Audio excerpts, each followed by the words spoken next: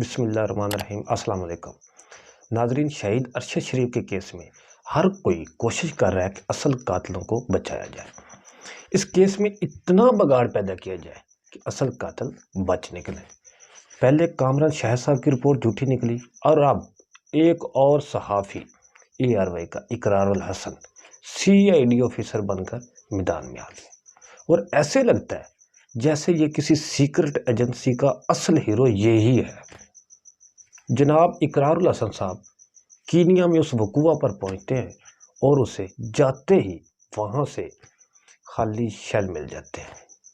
بات بڑی حیرانگی کی ہے کہ یہ خول اس انویسٹیگیٹر آفیسر کا بڑی بے دردی سے انتظار کر رہے تھے کہ جناب آئیں اور ہم ان کے ہاتھوں کی زینت بنیں، جبکہ اس سے پہلے کینیا کی گورنمنٹ نے تحقیقات کی اور انٹرنیشنل جرنلسٹ بھی آئے، UN سے بھی آئے، اور یہاں تک کہ پاکستان سے بھی ایک ٹیم وہاں پر تحقیقات کے لیے گئی، لیکن کسی کو یہ شیل نہیں ملے جو جناب اقرار الحسن صاحب کو 19 دن بعد جاتے ہی مل جاتے ہیں۔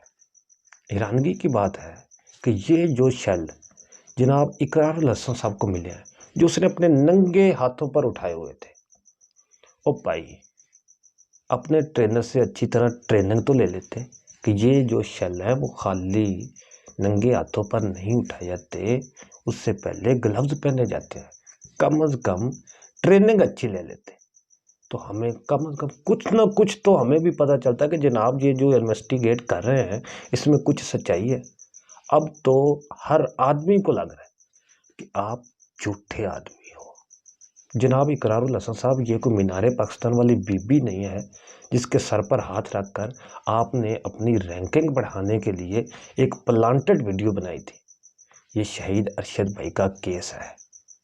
اتنے لوگ وہاں پر گئے، کینیا کی گورنمنٹ نے تحقیقات کی، پاکستان سے ایک ٹیم باقاعدہ گئی، بہت زیادہ صحافی وہاں پر گئے، یوٹیوبر گئے، یہاں تک کہ انٹرنیشنل جرنلسٹ وہاں پر گئے، کسی کو وہ خول نہیں ملے، پورے ایریے سے کسی کو کچھ نہیں ملا، اور یہ صاحب 19 دن بعد جاتا ہے تو اسے جاتے ہی وہ خول مل جاتے ہیں۔